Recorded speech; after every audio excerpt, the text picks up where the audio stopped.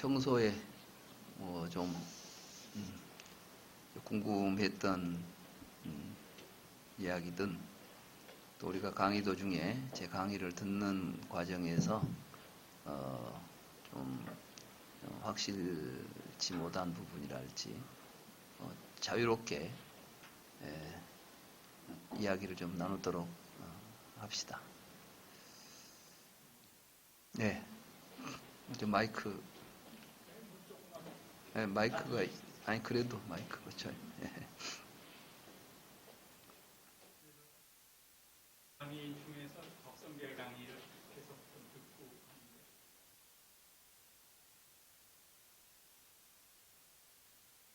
이라고 하는 것을 제가 간단하게 설명드린 게 맞는지가 이 몸 같은 걸 보면 우리 세포로 돼 있고 세포는 뭐 원자, 분자 뭐 이런 식으로 쭉 올라와서 세포되고 장기되고 장기 모여서 이렇게 몸 되고 또 이 몸들이 모여서 이렇게 전체 된 것들을 일중일체 다중일로 이해해도 되는 거예요. 그다음에 이제 일중일체 다중일은 잘 몰라가지고 제가 그렇게 여쭤보고 싶었습니다. 예. 그 법성계에서 일중일체, 다중일, 일칙일체, 다즉일은 연기를 이제 설명한 말이에요. 그러니까 우리가 보통 아까 이제 우리는 이 세상의 존재 원리를 뭐 하나로부터 생겼달지 아니면 뭐 많은 것이 모여서 이루어졌달지 이런 여러 가지 생각을 하는데 부처님께서는 모든 것은 서로 상호 의존해서 존재하고 있다 이런 말씀을 하셨다고 그랬죠. 이러한 연기에 대한 해석들이 불교의 그 사상사, 교리의 발달 과정에서 보면 이제 다양한 측면의 해석들이 나오게 됩니다. 그러니까 말하자면 연기라고 하는 것을 연기는 그러니까 꼭 12연기 이것만 이야기하는 게 아니라 이제 모든 존재 현상을 바라보면 그런 연기적 구조를 가지고 이해하게 되면 이제 다 해결이 되는 거예요. 모든 모습들이. 그러니까 우리가 볼 때는 일중일체, 다중일 그 말은 우리가 상식과는 너무 어긋나죠. 왜 우리가 상식과 어긋나냐 하면 우리는 뭐 이론론 아니면 다원론, 이 세상에 뭐가 있다. 있는 것이 뭐 하나가 수적으로 말하면 많은 수가 하나 작은 수를 포함할 수는 있지만 작은 수 속에 많은 수가 들어갈 수는 없잖아요. 이렇게 이제 우리가 가지고 있는 개념을 가지고 해석을 할 때는 안 돼요. 그래서 사실은 불교는 개념을 파괴합니다. 자꾸. 왜냐하면 개념에 의해서 우리가 지금 갇혀 있어요. 언어적인 구조 속에. 그리고 실상을 못 본다는 이야기죠. 그러면 일중일체, 다중일 이제 이걸 아까 말씀하신 이제 세포 이야기 하셨죠? 예.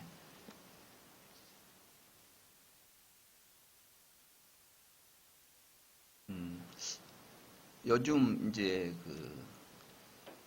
이 전변설이냐 적시설이냐 하는 이러한 어떤 기존의 이런 걸 이제 실체론이라고 그래요. 이게 어떤 실체가 하나냐 여럿이냐.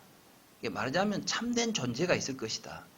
그래서 우리는 이제 참된 존재를 알면 이 세상의 모든 걸 해석할 수 있다고 생각해요. 왜?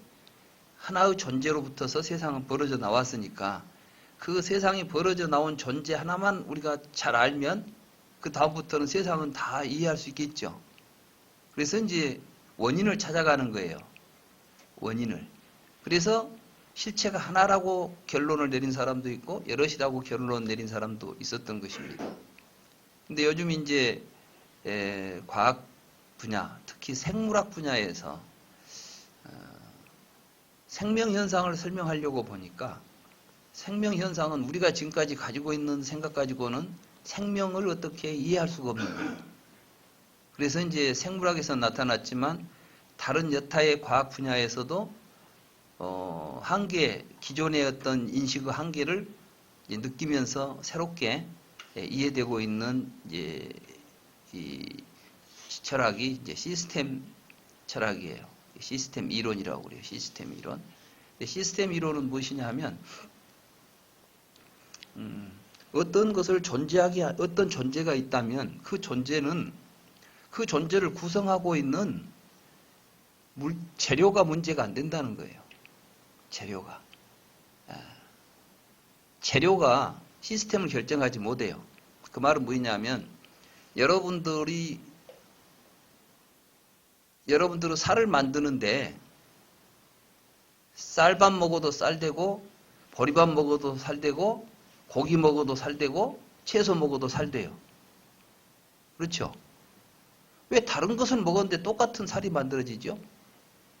이것은 적지설적으로 해결이 안 돼.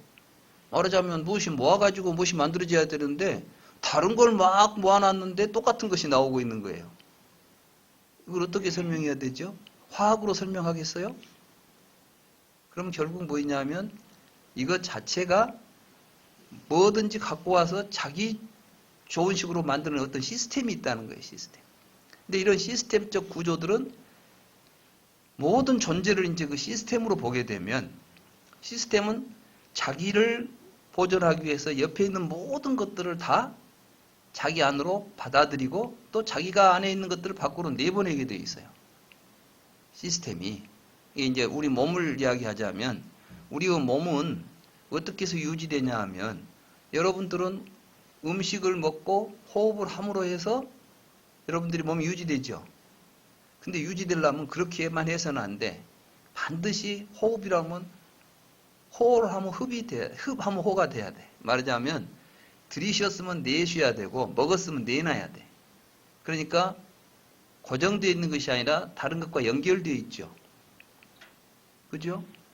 그래서 이 시스템들의 상호작용 속에서 사실은 내 한 몸이 유지되기 위해서는 이 일체 우주 전체가 지금 내 안으로 들어왔다 나갔다 해야 되겠죠.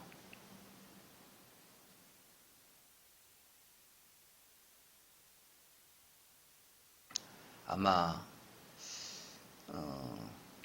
여러분들의 몸 하나가 유지되는 데는 여러분들이 먹는 음식이 지금 현재 그 자리에서 만들어져 있는 것들이 아니라 그 음식만 해도 수없이 많은 인연들에 의해서 지금 하는 음식이 나와 있죠. 근데 그걸 하나만 먹는 게 아니라 수없이 먹고 있잖아요. 여러분은 밥 한 그릇 먹었다고 하지만 사실은 우주를 들이마시고 있는 거예요, 이게. 또 여러분들이 내놓는 것들은 또 다른 존재들에 의해서 굉장히 필요한 부분으로 또 다 조건이 돼가지고 같이 막 섞여 있어요. 그래서 실질적으로 보면 우리는 경계선이 없어요. 일과 다에. 근데 이제 일과 다가 있다고 하는 관점에서 보더라도 그러니까 여기에 있는 여러분들 자신들이 사실은 일체 우주를 품고 있어요. 이게 일중일체예요. 그 많은 것 속에 또 나는 포함되어 있죠. 이걸 보고 이제 상즉상입이라 그래요. 이건 다른 말로 말하면은 인과율적으로 말하면은 상호적이다는 뜻이에요. 그러니까 내가 일체 모든 존재의 원인임과 동시에 모든 존재가 원인이 돼서 내가 있는 거예요. 그러니까 나는 다른 존재들이 존재할 수 있도록 하는 원인이 되어 있음과 동시에 다른 존재들에 의해서 있게 된 결과로 있는 거죠. 그러니까 우리는 서로 이렇게 끊임없이 같이 서로 교류하고 있어요. 말하자면 수적으로 하나 속에 무엇이 들어가고 무엇 속에 하나 들어가는 이런 공간적 구조를 이야기하는 게 아니라 일중일체라고 하는 것은 우리의 모든 존재 자체가 다른 모든 존재와의 관계 속에서 상즉상입한다. 내가 저 속에 들어있고 저놈은 내 속에 들어와 있다는 거예요. 이해가 되세요? 그러니까 나의 존재 자체가 실제로는 개별적인 존재입니까? 온 우주하고 한 몸으로 있습니까? 여러분들은 몸을 구성하고 있는 세포는 각각 독립된 생명체들입니다. 그러니까 그것들이 우리 몸에서 죽었다 살죠. 살았다 죽잖아요. 세포가 하나 생겼다가 죽어가지 않습니까? 세포가 지금 나는 이 아무개 몸에 있는 뭐 근육세포다 이렇게 알고 있을까요? 아니요. 아마 세포가 의식이 있다면 나는 얘가 어딘지도 모르지만 하여간 내 세상에 내가 태어나서 살다가 죽는다 이렇게 생각할 수 있겠지. 그죠? 그런데 그 많은 세포들은 사실은 그것들이 이제 조그마한 근육세포가 더 큰 근육을 이루겠죠. 그 근육은 다른 옆에 있는 신체 기관들하고 모여가지고 내 몸을 이루겠죠. 그러니까 이 내 몸 안에는 수도 없이 많은 시스템들이 지금 내 안에 있는 거예요. 그런가 동시에 나는 또한 더 큰 시스템 속의 시스템으로 들어가 있는 거예요. 그러니까 이 시스템 구조에서 보면 이제 이 철학이, 그래서 지금 시스템 이론에서는 모든 것들은 존재 이전에 관계가 우선하다는 거예요. 시스템에서 제일 중요한 게 관계인데, 이 관계가 뭐냐면 상호관계죠. 상호관계가 인과적으로 맺어져 있다. 서로 상호간에. 이런 걸 지금 그 당시 가지고 있는 언어적 구조를 가지고 표현해내고 있는 거예요, 불교적으로. 그러니까 일중일체, 다중일 이런 말들은.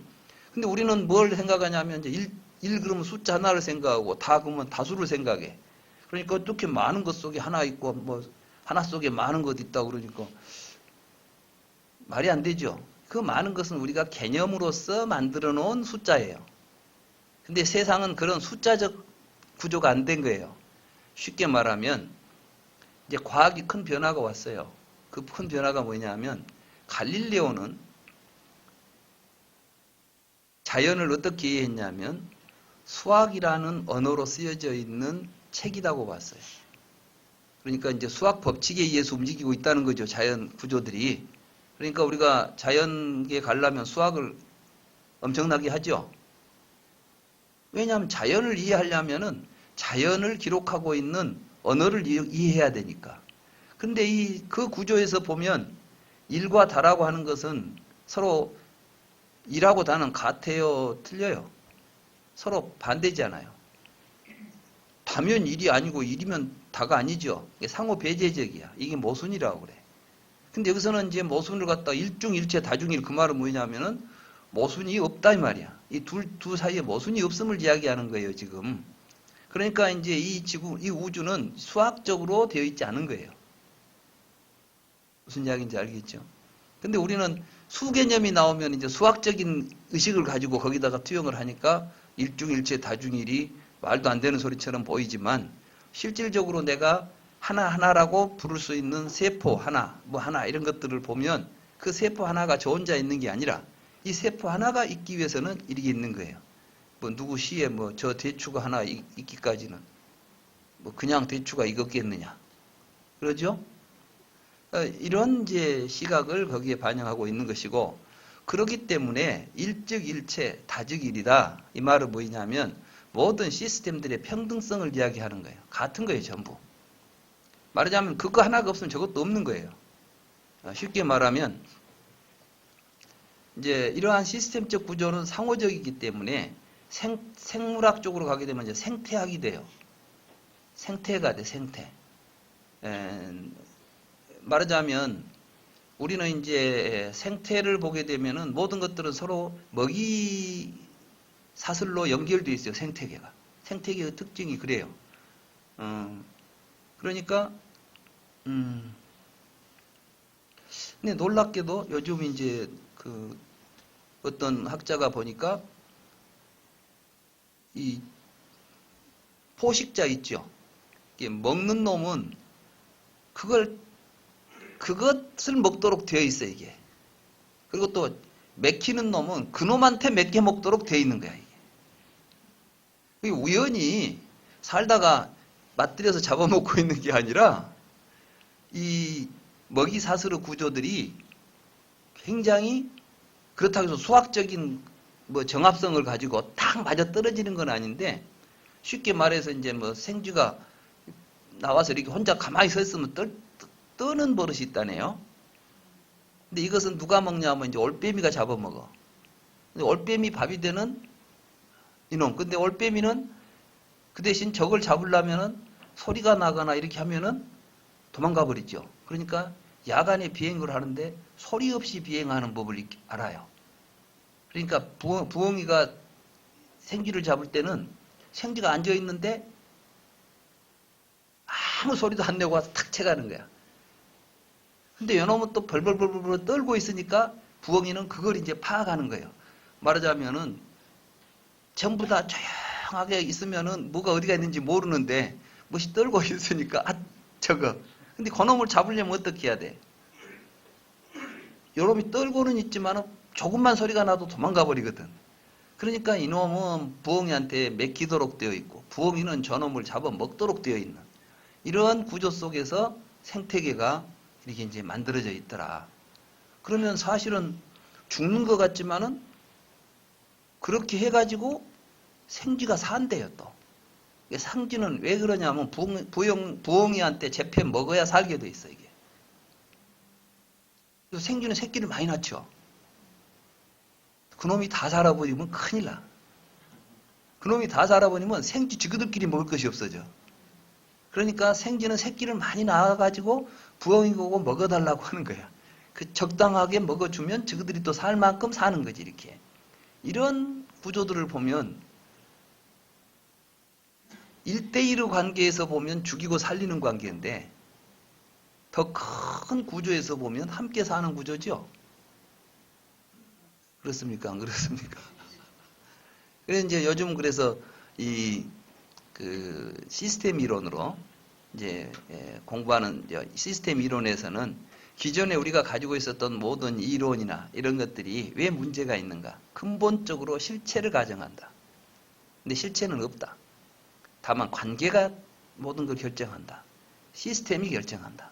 이런 이제 이론이에요. 그래서 이 시스템적 구조에서 보면 일직일체 다직일이고 일중일체 다중일이다라고 이제 할 수가 있는 것이다. 이런 이야기입니다. 요즘은 이제 이러한 과학 이론들이 나타나고 또 그런 것들이 불교의 연기적 관점하고 서로 이렇게 잘 맞기 때문에 훨씬 이제 불교에서 과학적인 어떤 이론들을 불교를 설명하는데 이제 이용하기가 좋죠. 그런가 동시에 또 과학은 그래서 이제 시스템 이론가들 가운데 이제 그런 이야기를 해요. 시스템 이론은 과학이기 때문에 그러니까 우리가 어떻게 살라고 하는 이야기는 그 자체에서 못하지요. 근데 벌써 이제 생태학으로 와버리면은 여기서는 윤리성이 나와요. 왜냐하면 생명이 함께 공존하기 때문에 우리가 해야 될 일과 해서는 안 될 일이 나오겠죠. 말하자면은 생태계의 고리를 끊어내는 일은 해야 되겠어요? 안 해야 되겠어요? 그건 지 목을 자르는 거예요. 말하자면 생태계를 파괴한다는 것은 자살행위라고. 그렇죠? 그러니까 죄 중에서 사람 죽이는 것은 사람은 많으니까 몇 명 죽어도 인종이 멸하진 않아. 그렇죠? 그런데 생태계가 파괴돼 버리면 인류가 전체적으로 멸망해요. 사람으로 안 죽인 것 같지만 사실은 다 죽이고 있는 거지. 우리가 지금 과학적으로 지금 해가지고 막 생태계를 파괴하고 있잖아요. 인간만 들어가면 생태계가 막 무너지지 않아. 우리는 그것이 문명이라고 말해요. 현대 과학 문명이라고 하잖아요. 근데 사실은 그게 가장 치명적으로 우리의 삶을 지금 위협하고 있는 가장 미개한 문명이라보다는 가장 미개한 무지지요. 그러니까 이제 우리가 이 생각을 바꾸면 시스템적으로 또는 불교 연기적으로 생각을 바꾸게 되면 나와 네가 둘이 아니다. 나 속에 네가 있고 네 속에 내가 있다. 너와 네가 곧 나고 내가 곧 너다. 이런 이제 논리들이 가능해지는 것입니다. 네. 뭐 만족스러운 대답이 됐습니까? 네.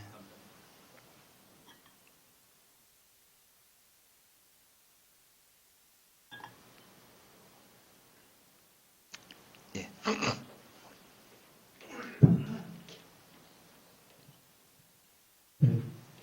마지막에 한편 책 사러 갔다가 그리고 제가 조금 선생님 강의는 인터넷에 좀 들었습니다. 요즘에 좀 궁금한 게 하나 있는데 마지막에 악기와차 고타에게 사라지지 않습니까? 이게 이제 촛불에 비유하는 내용입니다. 보면은 구체적으로 뭐 인간이라고 나와 있지는 않지만 제가 보면 인간하고 촛불하고 이렇게 비유하고 있다고 보거든요. 그러면 태어날 때도 좀 의지대로 태어나지 않았고 촛불도 마찬가지고 인간도 마찬가지고 또 연소할 때도 타고 있을 때도 사람도 산소를 태우고 촛불도 산소를 태우고 있고 또 꺼질 때도 사람도 그냥 의지가 없이 꺼지고 촛불이 꺼지는데 지금 한 가지 의문이 되겠거든요. 그러면 촛불하고 사람하고 틀린 부분에 대해서 사람이 의지가 있지 않습니까? 예를 들어 자살을 하고 뭐 그런 경우는 있는데 그 부분에 대해서 부처님께서 이걸 교육했다면 저는 근본 생각은 거의 많이 다 대비가 된다고 생각하거든요. 그러면 그 부분에 대해서 의지가 있는 부분에 대해서 만약에 부처님이 현존 당시라면 어떻게 설명하셨을까? 그 부분에 대해서 궁금한 게 글쎄요, 그건 부처님한테 물어봐야 될 질문인데.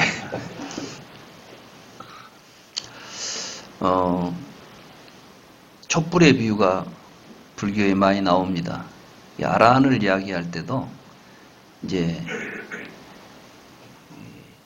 사실은 연기설 자체가 촛불을 가지고 촛불하고 연결되어 있는 그 설명이에요. 그 뭐냐면은 우파다나라고 취 있죠, 취. 애취 유생 노사 있지 않습니까? 애취 유생 노사. 그때의 취가 이 취가 이제 연료예요, 연료. 예, 연료에 의해서 타고 있는 촛불이 유예요. 유가 우리 인간 존재예요. 이것이 이제 유를 연해서 생노사가 있다 이렇게 말하는 거죠. 근데 우리는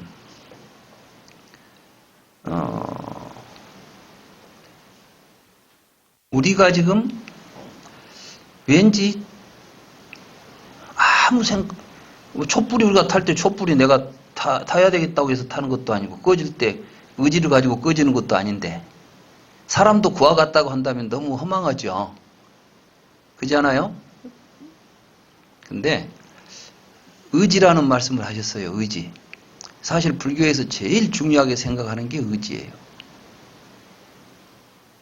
촛불과 다른 거죠. 촛불 같은 현상을 바라보고 있어요, 우리는. 근데 분명한 것은 뭐냐면 우리의 몸은 촛불과 다를 게 없습니다. 어떤 사람은 우리는 36.5도로 타고 있는 불꽃이다 그랬어요. 우리 몸이라는 것은 우리가 촛불하고 똑같은 구조로 연소를 합니다. 탄소를 우리가 흡수하죠. 우리가 먹는 밥은 다 탄소입니다. 거기다가 호흡을 통해서 산소를 집어넣죠. 우리 몸 안에서 이게 이제 천천히 타는 거죠. 촛불은 온도가 좀 높게 타고 우리 몸은 좀 온도가 낮게 타는 것이지만 그 타는 기운에 의해서 우리들이 삶이 이제 몸이 움직이는 거예요. 그러니까 불교에서는 생명을 열하고 체온하고 동일시해 버립니다. 부처님이 수명은 무엇 때문에 있습니까? 열 때문에 있다. 열은 무엇 때문에 있습니까? 수명 때문에 있다. 이렇게 말씀하실 정도로 사실은 부처님은 우리 인간의 수명들에 대해서 다른 데서처럼 뭐 이렇게 보지 않아요. 그럼에도 불구하고 왜 의지가 중요한가? 아까 제가 이제 이 세계는 생명에 의해서 나온다고 그랬죠? 생명들이 가지고 있는 가장 근본적인 것이 인지와 의지입니다. 그래서 생명들은 자기 의지를 가지고 선택을 하지 않아요. 먹을 것인지 안 먹을 것인지. 왜 지각이 필요하냐면 지각만 해가지고 되겠어요? 그 다음에는 이것을 이제 자기가 원하는 것인지 아닌지를 분별해가지고 취해야 할 거 아니에요. 그거는 모든 생물들이 마찬가지입니다. 근데 더 중요한 것은 우리들의 의식 자체, 그런 인식을 하는 우리들의 의식 구조가 우리들의 행동에 의해서 결정되기 때문에 그래요. 그러니까 우리는 우리가 어떤 행동을 통해서 우리의 의식을 형성하고 그 형성된 의식이 다시 나와 세계를 조명해내는 역할을 해요. 여러분들이 불교 공부를 하시면은 여러분들이 불교 공부를 해야 되겠다는 의지를 가지고 어떤 실천을 했을 때 여러분들 의식의 변화가 오죠. 변화가 오면은 여러분들은 세상이 옛날과는 다르게 보이고 다른 행동을 하게 되어 있어요. 이런 식으로 해서 우리들의 삶이 중요해요. 근데 우리는 그 삶 속에 나라는 어떤 것이 있다는 생각을 하고 거기에 집착을 해요. 그럼 그놈이 이제 죽은 뒤에는 어디로 갈까? 죽으면 없어지면 얼마나 허망해. 이런 생각을 하죠. 그때 부처님이 촛불의 비유를 든 것은 우리는 촛불을 어떻게 생각하냐면 켜져서 꺼질 때까지는 있다고 생각하고 있는 거예요. 그렇습니까? 근데 그렇게 시간적으로 존속할 수 있는 촛불이 없다는 것을 깨닫게 돼요. 그러니까 촛불이라는 것은 지금 계속해서 연소하는 일만 일어나지 촛불이라는 존재가 꺼질 촛불은 사실 없어요. 아라한은 그걸 깨달았기 때문에 이제 죽음에 대한 두려움이나 다음에 죽어서 어디로 간다는 생각 자체로부터 벗어나서 삶에 충실할 수 있는 삶을 산다는 의미를 이야기하고 있는 것입니다. 이게 아라한에 대한 규정 자체가 그 부분을 우리가 제대로 이해하지 못하면 뭐 촛불이 꺼져서 없어진 거 허무한 것하고 뭐가 틀리냐 이런 생각을 하게 돼요. 근데 그때 촛불은 허망한 자아로서 시간적 연속성을 가지고 있다고 생각하는 구조를 면밀히 들여다보면 그 안에 자아가 타고 있는 촛불은 없다.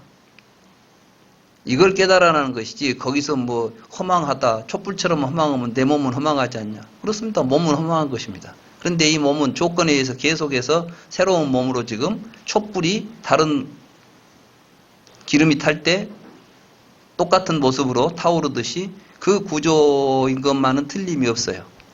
근데 여기서 중요한 것은 우리들의 그 삶 속에 나타나는 의지들이 우리의 삶을 스스로 결정하고 나 자신과 세계를 스스로 만들어가는 굉장히 이제 역동적인 힘이라는 거예요. 촛불은 그냥 타고 꺼져가지만 물론 여러분들이 이 세상에 올 때 내가 오고 싶어서 왔다가 갈 때 가고 싶어서 가지는 않습니다. 그럼에도 불구하고 살아있는 동안 여러분들의 삶은 여러분 스스로의 의지에 의해서 영위되죠. 그렇습니까? 안 그렇습니까? 그건 굉장히 중요한 것입니다. 그래서 부처님은 이제 그러한 사실을 여실하게 아는 사람들이 원을 일으켜요. 그러니까 불교는 누가 이제 그런 이야기를 했어요. 불교는 욕망을 배제한다고 그래요. 욕망. 의욕을 배제한대요. 근데 불교에서는 의욕을 배제하지는 않습니다. 탐욕을 배제하지. 의욕이라는 것은 생명에 있어서 가장 중요한 게 의지와 의욕이지요. 살려고 하는 의지가 사라지면 죽지 않아요. 그러니 생명에 있어서 굉장히 중요한 의지인데 이 의지가 무지에서 작동을 하면 탐욕이 되고 이러한 실상을 깨달아서 작용을 하게 되면 이 의지가 이제 원력이 돼요. 그래서 대승불교에서는 이제 발언하라, 발심하라 이런 이야기를 하는데 실제로 앙구따라 니까야에 보면 부처님이 출세간의 음식으로 말하자면 세간을 벗어나는 음식으로 원식이라는 말을 합니다. 원식. 다시 말해서 탐욕은 우리들의 신체적 구조를 내가 집착했을 때 이것들이 원하는 대로 사는 거예요. 먹고 싶다 그러면 먹여주고 자고 싶다 하면 자게 해주고 말하자면 우리 몸이 요구하는 오용락을 충족시켜주는 삶을 살려고 할 때 의지가 그렇게 작용하면 탐욕인데 부처님은 그 탐욕을 끊으라고 이야기하죠. 근데 그게 끊어지면 뭐가 되느냐. 허망한 촛불처럼 맹목적인 그냥 꺼져버리는 이러한 존재가 되느냐가 아니라 그 의욕 자체가 사라지진 않아요. 다만 그것이 왜곡된 상태에서 벗어나게 되는 것을 멸이라고 그래요.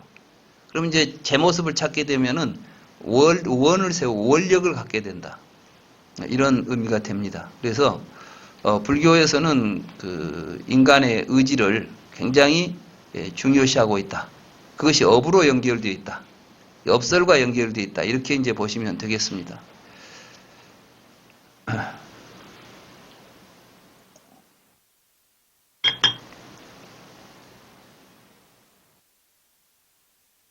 뭐 만족스러운 답이 되셨습니까?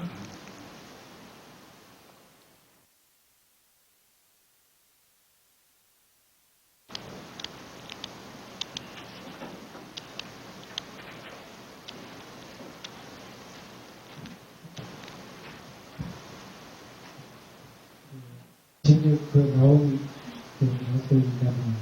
설비할 때 그 해볼 때그 거룩한 스님들께 기합니다. 그렇게 되는데 사실 그 승가라고 하는 게 그 출가했습니다. 제가 좀 합쳐서 승가라 이렇게 하는데 그거라면 우리가 그 제가자들에서 스님들께 기한다. 그 말이 승가에게 기한다. 이렇게 해야 적합하다고 보는데 그걸 안 고치고 계속 그렇게 하고 있거든요. 그걸 어떻게 친정할 수 있는지 모르겠습니다.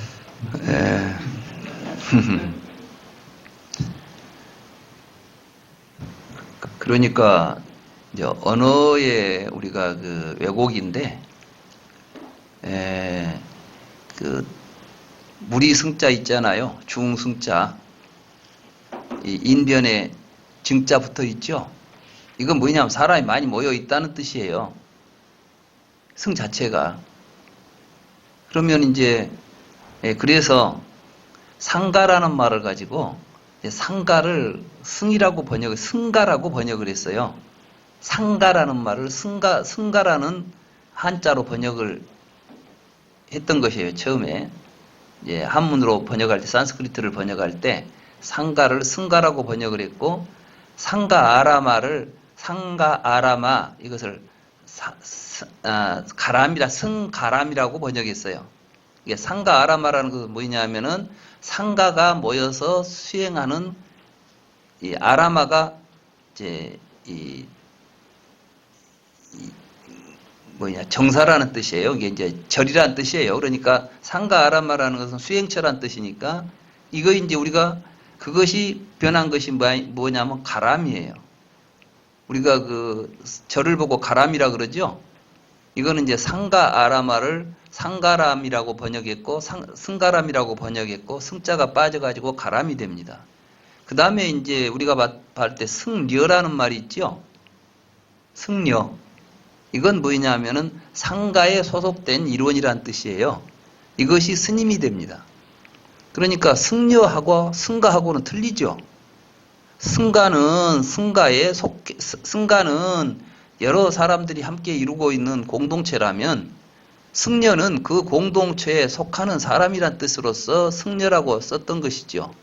그런데 이제 이게 승이 같으니까 이것저것 다 빠져가지고 다 스님으로 지금 우리가 이제 스님이라는 말로 써버리는 데서 오해가 생긴 건데, 본래 스님은 승려를 스님이라고 한 것이고, 상가는 승가와는 스님과는 다른 의미로서 쓰였던 건데, 이제 우리가 그걸 번역할 때 스님들께 귀의합니다라고, 이 번역은 번역이라기보다도 이 작사를 말하자면 참불가를 만드신 분이 부처님과 가르침과 스님들께 귀의합니다 이렇게 이제 이야기를 했어요. 근데 사실은 실제로 초기 불교에서 부처님께서 상가를 이야기하고 내가 상가에 귀의한다라고 말했을 때는 비구 상가를 이야기했습니다. 그러니까 출가자의 상가를 의미했어요. 그리고 우리가 이제 승가에 의지한다라는 말을 할 때는 상당히 중요한 이제 구조적인 의미가 있죠. 다시 말해서 제가자들은 승가를 보존하고 지원하고 후원할 이제 책임이 있는 거죠. 의무가 주어지는 거예요. 이러한 의미에서 그러니까 뭐냐면 스님들 오면은 이제 스님들에게 공양 잘 하고, 그 다음에 스님들이 거처할 곳이나 스님들의 생활에 불편이 없도록, 수행에 불편이 없도록 뒷바라지 해주도록 우리 이제 제가들에게 이게 이제 주어진 거예요. 근데 이게 전부 다 이제 망가졌어요, 지금. 우리가 지금 여기서 이 가사 갖고 따지는 문제가 아니라 현재 우리가 지금 처해 있는 불교의 구조적 문제를 먼저 지적해야 돼요. 그건 뭐냐면 실제로 절에다가 보시하는 사람들이 뭘 가지고 보시를 하죠? 이걸 가지고 내가 스님들이 공부 잘하고 불교를 발전하는 데 쓰도록 하기 위해서 기부를 합니까? 아니면은 가서 공들여 가지고 그 뭐 전도제하고 뭐 복 받으려고 돈을 냅니까?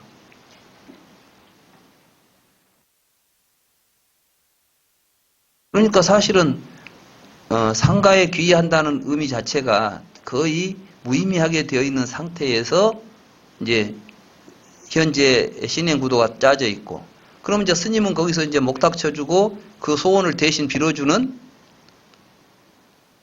이런 입장이 되잖아요. 그럼 마치 이제 바라문들이 내가 신한테 제사를 지내야만 효과가 있다고 그러듯이 쟤는 스님만 지내야지 스님 아닌 사람이 쟤를 지내봐야 효과가 없어. 그러니까 누가 봐서 스님이 안 지내주면 영 찝찝하지요.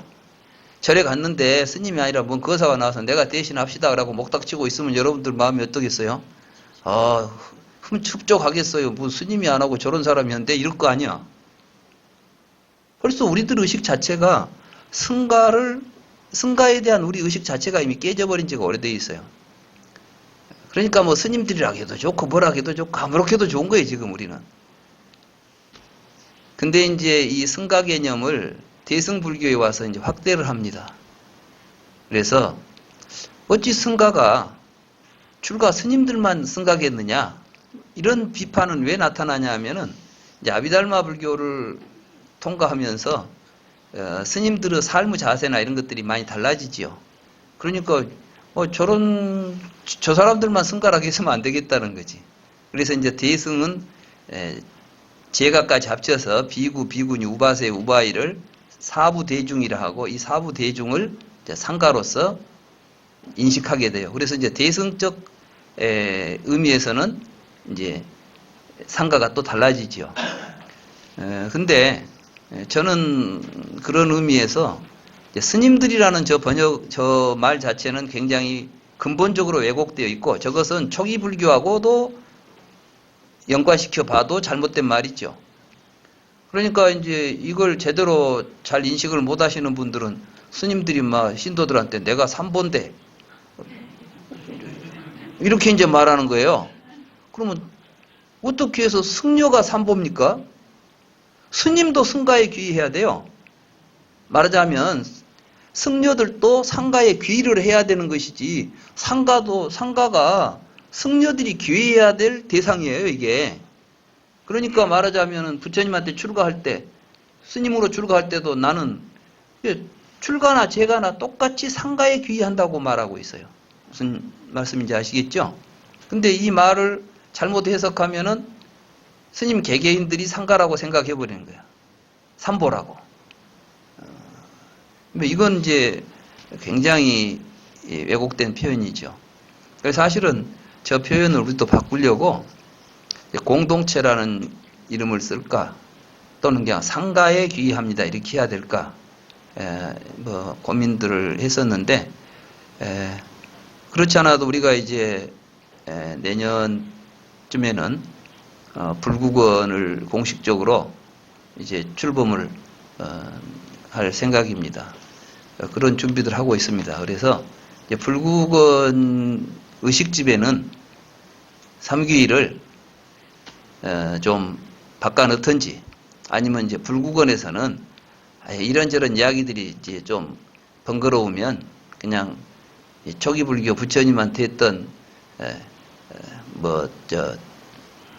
단망 싸라낭 가짜미 상강 싸라낭 가짜미 하고 그냥 빨리어로 해버리든지 좀 민감한 문제잖아요. 그러기도 해서 그런 좀 고민스러운 점이 있습니다.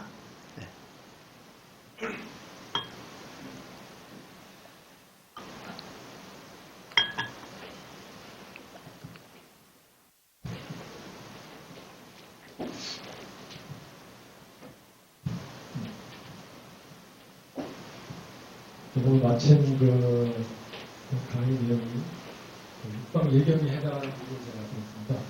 평소에도 궁금증이 있었던 부분이 하나였는데 지금 이제 저희들이 배우고 있는 것도 거의 보면은 이거 자체가 좀 근본적인 불교 가르침이기 때문에 출가자를 위한 가르침이 아닌가 이런 생각을 많이 하고 있고요. 그래서 저는 그거에 대해서는 어차피 근본을 알아야 되기 때문에 그런데 선생님의 선고하시고 나서 45년간이죠. 45년간을 걸식도 하시고 유행도 다니시면서 수많은 부자들 내지는 부자가 아닌 일반 타종교나 아니면 종교가 없는 분들도 많이 만나셨을 것이고 또 어떤 걸식에 대한 대가로서 거기에 대한 또 좋은 말씀, 법문 많이 하신 걸로 알고 있는데 과연 이 초기불교에서 이런 어떤 제가불자를 위한 국방 얘기는 거지. 그 제가불자를 위한 그런 어떤 법문들이 어느 정도 있는 건지 그게 좀 궁금했습니다.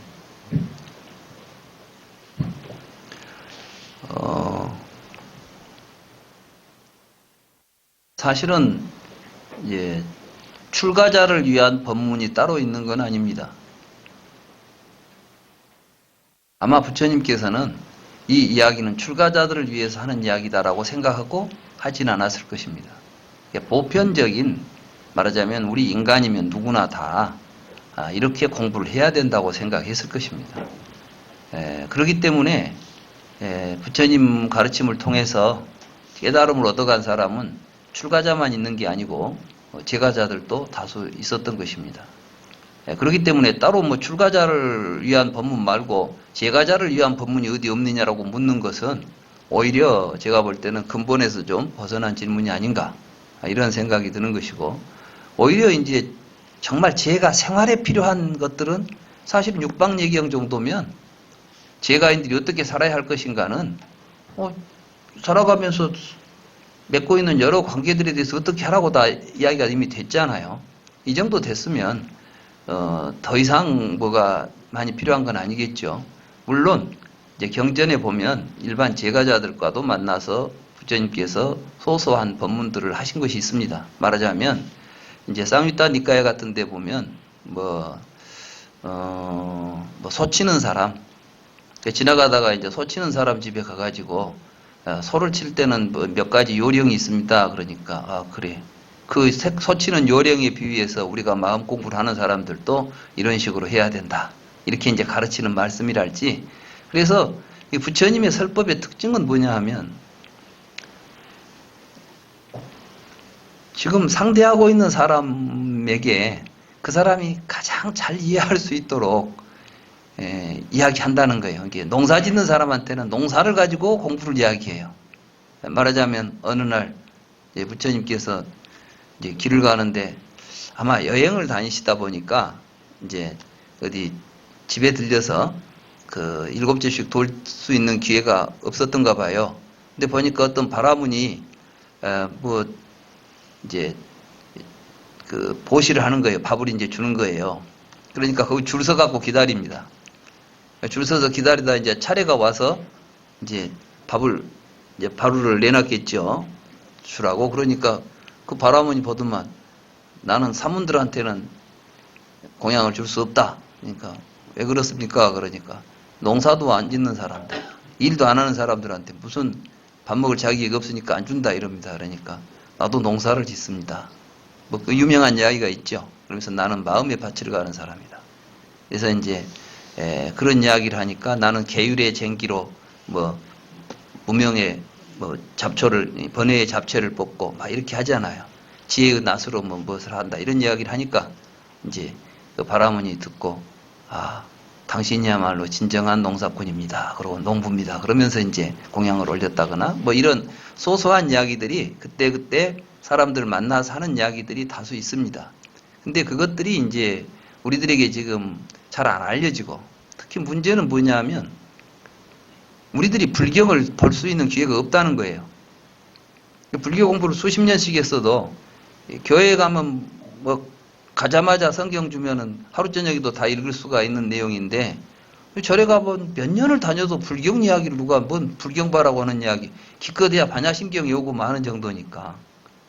그래서 저는 이제 그런 좋은 여러 가지 이야기들이 들어있는 경전을 이제 번역하고 있습니다. 그래서 아마 이번 쌍유타 니까야 번역을 보면 쌍유타는 이제 작은 내용으로 여러 사례들이 있으니까 그 속에 그런 내용도 다수 있습니다. 그러니까 그런 걸 좀 참고하시면 더 많은 자료를 얻을 수 있을 것으로 생각을 합니다. 예.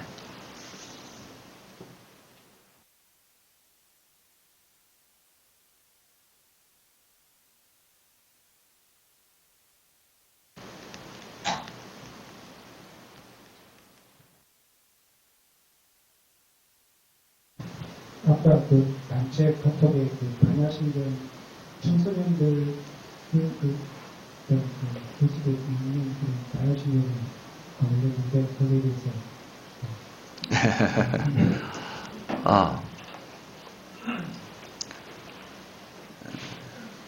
불교가 좀 젊어져야 되는데 젊은이들이 이 절에 오면 막 마하바냐 바라밀다 신경 해버리면 너무 이제 겁에 질려요.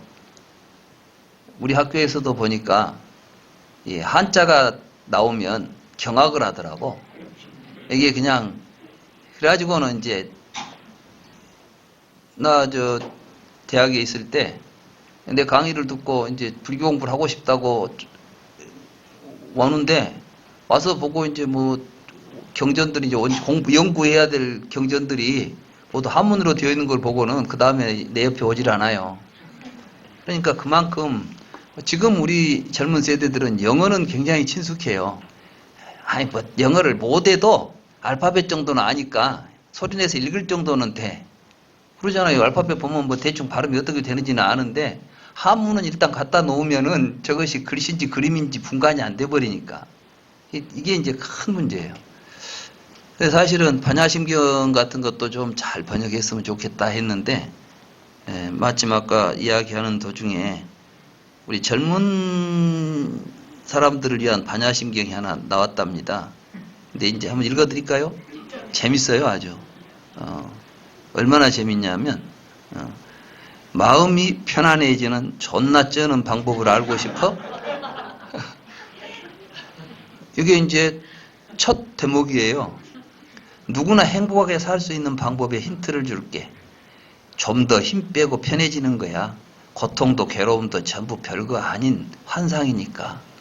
이게 이제 오원계공, 도일체고에 요걸 이렇게 해놓은 거예요. 얼마나 재밌어요. 이 세상은 허무한 거야. 아픔도 슬픔도 처음부터 텅 비어 있었던 것이 거야. 이 세상은 변해가는 거야. 괴로움을 즐거움으로 바꾸는 일도 가능하지. 그러니까 사실은 쉬운 것 같지만 불교가 뭐예요? 괴로움을 즐거움으로 바꿔낼 수 있다는 거예요. 괴로움이 괴로움으로서 끝난다면 불교가 무의미하지. 사성제가 그거 아니요. 괴로운 거 즐거움으로 바꿔내서 살면 되지 뭐. 아주 근데 난 이 번역한 사람이 보통 도인이 아닌 것 같아. 나는 죽었다 깨나도 이렇게 못했을 것 같은데 대단합니다. 그래서 이제 자 읽어드릴까요? 재밌죠? 더러워질 때도 있고 안 좋은 일을 떠안게 될 때도 있고 그렇다면 떠안고 있는 것을 버리는 것도 가능하지. 우리가 지금 뭘 괴로움 덩어리를 떠안고 있는데 안고 있으니까 네가 버리면 될 거 아니야? 이런 이야기를 굉장히 적극적이더라고요. 이 세상이 얼마나 별게 아닌지 알겠어? 괴로움이든 병이든 그런 거에 구애되지 마. 보이는 거에 구애되지 마. 들리는 거에 매달리지 마. 그런 건 아무런 도움도 되잖아. 이것이 이제 무색성양 미촉법, 무안이비설신유 이런 이야기 이렇게 해버린 거예요. 사실은 그 말이거든. 맛이나 냄새가 다양한 것처럼 사람도 다양하지 않아? 흔들리는 마음에 구애되면 안 돼. 그게 무라는 녀석이지. 살다 보면 이런 일 저런 일이 일어날 거야. 괴로운 일을 겪지 않을 수는 없겠지. 하지만 그런 것들을 거기에 놓고 가. 미래는 그 누구에게도 보이지 않아. 무리해서 비추어 보려고 하지 않아도 괜찮아. 안 보이는 거 그 자체를 즐기면 되지 않아. 그게 살고 있다는 느낌이라는 녀석이지. 그러니까 이제 사실은 미래가 있으니까 내가 살아있다는 느낌을 얻는다는 거예요. 보통 분이 아니네, 진짜. 올바르게 사는 것은 확실히 어려운 일일지도 몰라. 하지만 명랑하게 사는 것은 누구나 할 수 있어. 그러니까 뭐 바르게 살자가 아니라 즐겁게 살자. 명랑하게 살자고 표현했잖아요. 보살로 살기 위한 노하우가 있어. 괴로워하며 살 필요 같은 건 없어. 즐겁게 사는 보살이 되는 거야. 아무런 두려움도 알지 못한다면 그건 문제가 되지만 말이야. 적당한 공포도 살아가는데 도움이 된다고. 이런 이야기예요. 그래서 착각은 하지 마. 무정한 사람이 되라는 소리는 아니야.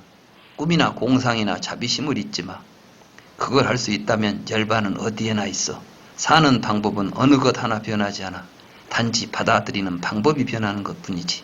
마음의 여유를 갖게 되면 누구나 부처가 될 수 있다고. 내가 한 학기 동안은 법문보다 훨씬 이 반야를 기억해도 짤막한 말이야. 의미 같은 건 몰라도 돼. 사소한 것은 아무렴 어때?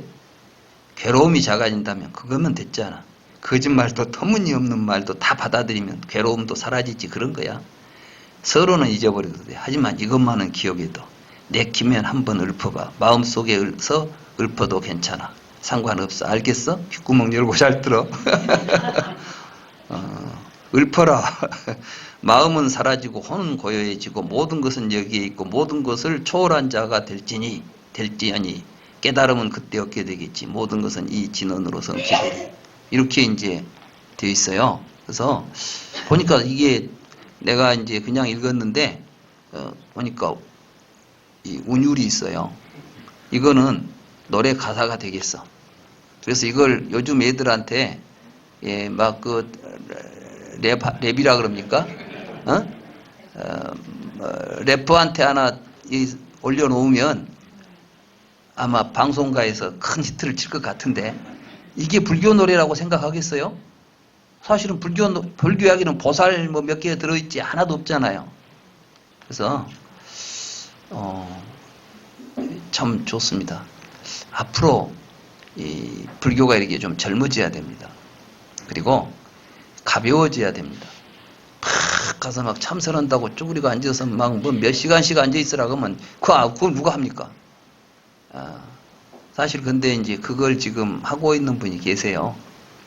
틱나트한 스님이 가만히 보니까 그 자두마을에 가면 막 노래 부르고 이게 이제 명상하고 이것들이 명상센터가 그냥 가서 막 앉아서 막 참매에 들어가지고 막 뭐 이런 게 들딥하는 게 아니라 아주 같이 즐겁게 하는 가운데 자기 마음의 흐름을 스스로 읽어내고 스스로 보고 있는 이런 것들 하는 것 같아요. 내가 이제 프로그램을 좀 보니까. 그래서 사실 이번에 이제 우리 불국원에서 14분이 10일 일정으로 태국에 있는 폴란빌리지에 가서 공부를 하고 올 겁니다. 제가 이번에 이제 거기를 같이 가자고 말씀드린 이유는 내년부터 우리 불국원에서 명상센터를 이제 열려고 합니다. 그래서 이 공간도 이제 공부할 때는 책상 여기 놓지만 공부 안 할 때는 책상 한쪽으로 치우고 이 공간을 명상센터로 활용을 하려고 해요. 그러게 할 때 우리는 여기서 그러면 무슨 명상을 할까?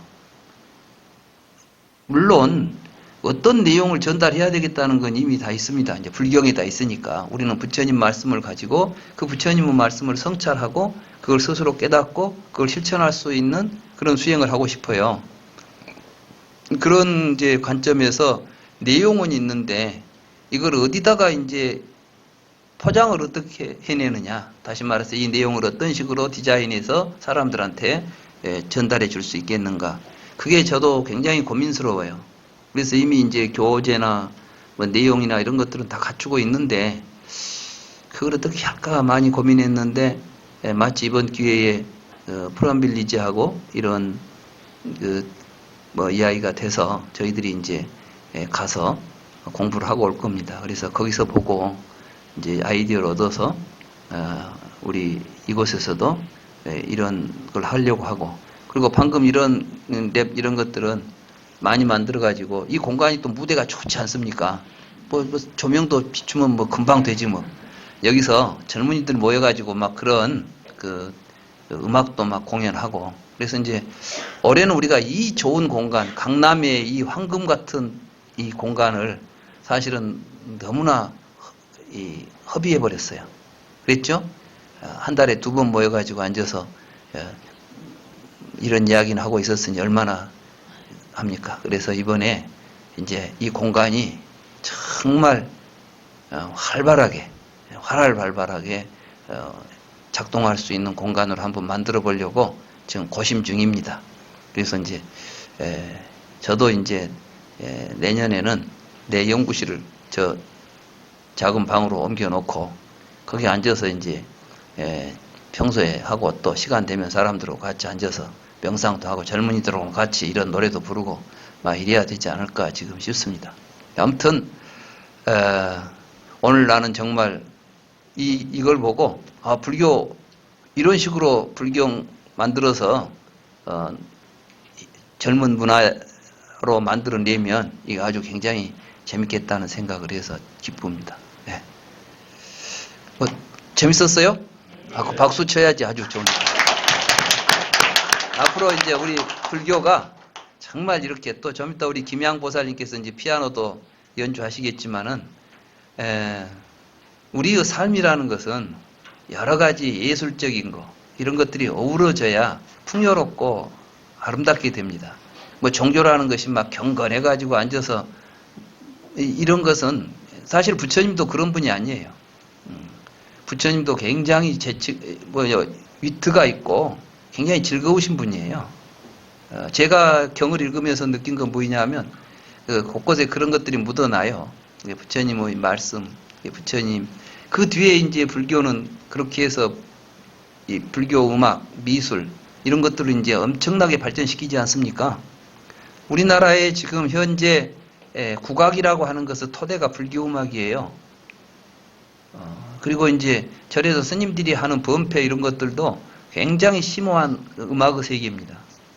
이제 사실은 스님들 그 연불도 하루 이틀 해갖고 그 소리 안 나옵니다. 내가 한 3년 동안 절에서 목탁을 치니까 조금 연불성이 나오더라고. 처음에는 보면 소리가 어떻게 낸지도 모르고 그냥 하는데 정말 날이면 날마다 아침 저녁으로 한 3년 하게 되면 이제 그때서 비로소 조금 득성을 해요. 소리를 좀 얻게 돼요. 그렇게 해서 이제 소리가 되고 그런 소리들로 해서 그래서 옛날에는 이 연불 소리도 굉장한 음악입니다. 사실 목탁도 굉장히 중요한 타악기죠. 박자에 탁탁탁 맞춰서 하잖아요. 그리고 이제 이게 목탁을 잘 친 스님들은 계속 안 쳐. 이미 숨은 박으로 가다가 필요할 때 다닥 쳐주고 또 가고 막 그러잖아. 그러니까 훨씬 재밌잖아요. 진짜 고수들은 매 박자마다 푹 안 두드려요. 두둥 뚱뚱 가다가 따당 땅 쳐주고 또 가다가 이렇게 하지. 그래서 고수가 잘해야 이 소리가 산다고 연불도 목탁을 잘 쳐야 연불이 사는 거예요. 하여간 이런 게 다 있습니다. 그래서 저는 이제 이 시대에 맞는 부처님의 가르침이 이 시대의 정서에 맞게 또 이 시대 사람들이 서로 즐기고 그 속에서 행복감을 누릴 수 있는 그러한 수행 또 그러한 그 불교 예식 이런 것들이 이제 다시 창조돼야 된다 생각을 합니다. 같이 노력합시다. 네.